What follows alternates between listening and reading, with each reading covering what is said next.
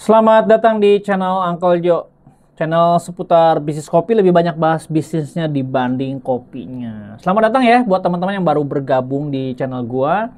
Eh, Oke, gua mau ada jawab pertanyaan yang agak menggelitik gua ya, gitu.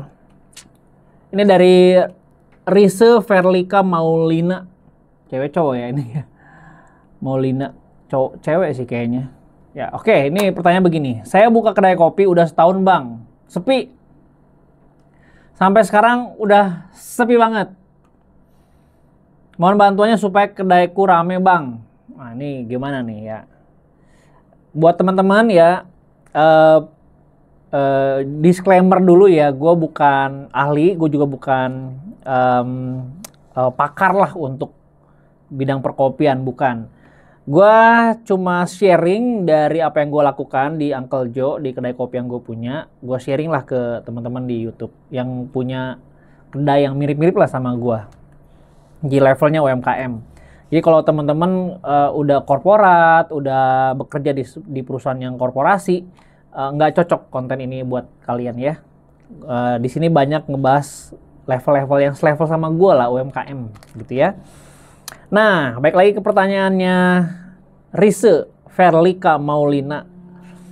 Jadi udah setahun buka kedai kopi sepi. Nah, sekarang pertanyaannya adalah, lu ngapain aja selama setahun ya sepi? Jadi sepi itu hal yang normal ya, normal terjadi di dalam sebuah usaha.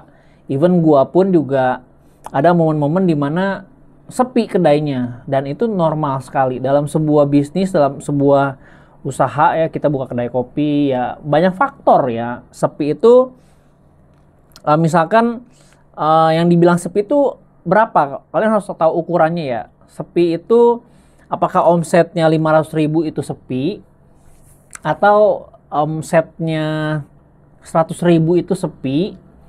Nah, sepi ini perlu teman-teman jawab dulu nih. Jangan-jangan sepinya gue sama sepinya lu beda gitu. Yang lu maksud sepi misalkan omsetnya 2 juta itu sepi buat lu. Tapi buat teman-teman yang lain mungkin 2 juta itu bagus banget. Ya, kalau buat gue di Uncle Jo, kelasnya Uncle Jo ya, di Bogor dengan kapasitas jumlah kursinya di bawah 50 seat, buat angka 2 juta menurut gue udah lumayan gitu. Sepi-sepinya gue mungkin di angka 1 juta itu sepi. Ya, jadi buat teman-teman juga perlu di breakdown nih kenapa sepinya, terus ukuran sepinya berapa. Jadi harus teman-teman tahu nih batasan sepinya teman-teman berapa.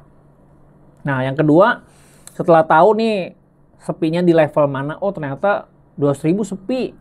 Oh ternyata 150.000 sepi. Nah, berarti ramenya di berapa? Yang dibilang rame itu berapa? Misalkan 1 juta, apakah itu udah rame buat teman-teman? Atau 3 juta itu adalah angka ramenya, atau 10 juta angka ramenya? Nah, teman-teman perlu tahu ya, baik angka sepi, angka sedang, angka yang ramenya. Nah, kalau biasanya gue selalu pakai dengan jumlah cup. Jadi ada sepi, sedang, ramai. Nah, sepinya gue tuh di 60 cup. Ya, 60 cup tuh sepi deh gitu. Nah, sedangnya itu di 100 cup gitu, ramenya tuh di 150 cup. Jadi teman-teman mencapai mana nih? Apakah di sepi, di sedang, di ramai gitu ya, ramai, sedang, sepi. Jadi teman-teman perlu breakdown itu. Nah, yang ketiga, teman-teman udah belum melakukan upaya-upaya untuk meramaikan? Contohnya, teman-teman paham nggak bahwa dalam sebuah bisnis itu ada formulanya, ada rumusnya, namanya traffic dikali konversi. Itu di semua bidang usaha, di semua bidang pekerjaan ya, itu traffic dan konversi itu sesuatu yang sudah apa ya, sudah ya itu rumusnya, nggak ada yang lain. Jadi kalau teman-teman punya kedai kopi sekarang, trafficnya ada atau tidak?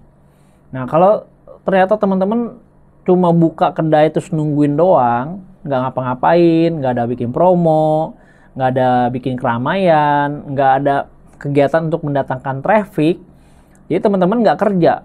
Kalau tadi dibilang Rise itu setahun dia sepi banget, dibilang ya kalau berdasarkan statistik yang gue punya, ya gue pasti akan ganti usaha gitu. Karena 6-12 bulan nggak bisa ngebangun traffic, berarti ya lu fail gitu, lu gagal.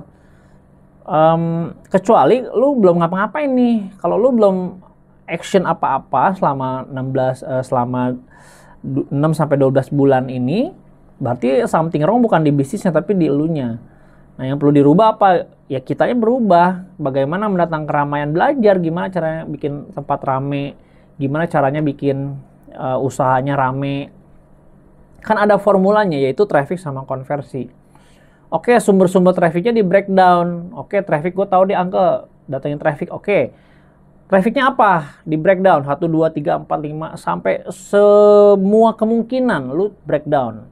Ya ditulis kira-kira apa. Oh, bikin seminar, bikin komunitas bedah buku, bikin live music, bikin promo, bayar suka-suka, bikin apa, di breakdown semuanya. Jadi jangan didiemin aja gitu ya.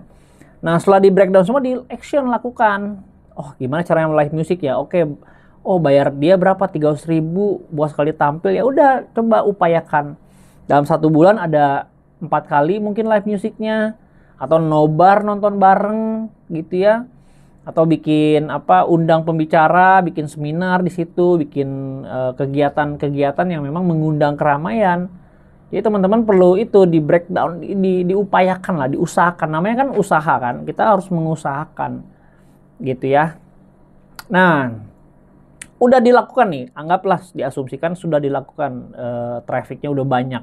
Tapi penjualannya nggak signifikan Uncle, tidak berbanding lurus dengan jumlah traffic yang masuk. Nah, dicek kenapa? Apakah rasanya nggak enak? Konversi itu kan gini, orang udah datang ke tempat kita, rame nih. Tapi kok nggak beli ya, nggak jajan ya? Atau belinya sekali nggak repeat ya?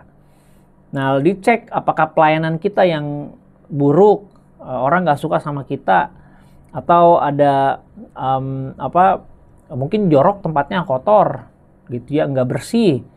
Terus ada apalagi ya, rasanya nggak enak gitu. Ya lu perlu R&D tuh, kenapa kok bisa begitu? Dicek apakah bersih, kamar mandinya gimana, bau gak. Jadi orang juga melihat kebersihan tempat kita seperti apa. Itu jadi salah satu indikator kenapa orang nggak konversi gitu, nggak melakukan transaksi sama kita.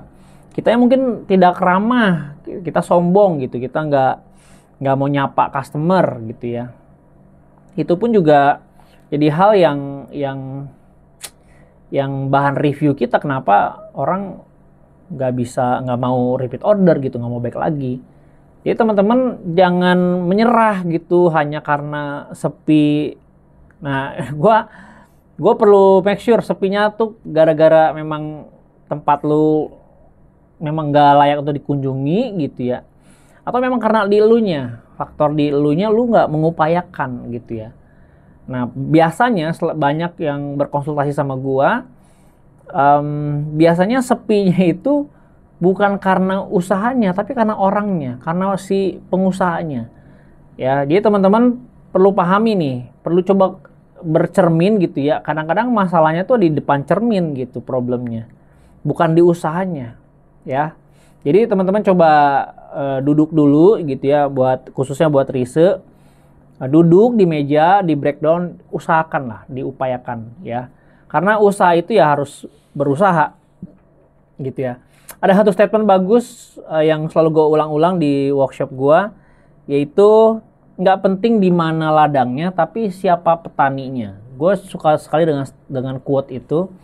Lupa gue dapat dari mana, tapi nempel di kepala gue. Nggak penting di mana ladangnya, tapi siapa petaninya. Jadi teman-teman, jadilah berkualitas. Petaninya nih harus qualify gitu. Dimanapun ditempatkan dia harus qualify. Jadi ladangnya di kopi dia akan berhasil. Ladangnya di mana dia akan berhasil gitu. Jadi teman-teman perlu pahami itu ya. Fokus di explore justru diri kitanya. Kita sebagai petaninya yang perlu digali. Gua rasa gitu aja. Terima kasih yang udah nonton, udah nyempetin waktunya ya. Mohon maaf bila ada kurang-kurang dan atau jawaban yang kurang tepat dari gua ya. Jadi boleh diterima, boleh juga enggak. Kalau kalian suka dengan video ini dikasih jempol, di subscribe. Tapi kalau nggak suka dikasih dislike juga nggak apa-apa, gue terima. Thank you udah nonton, sampai ketemu di video selanjutnya. Dadah! Thank you ya yang udah nonton video ini. Jangan lupa subscribe sebagai bentuk dukungan lo terhadap channel ini.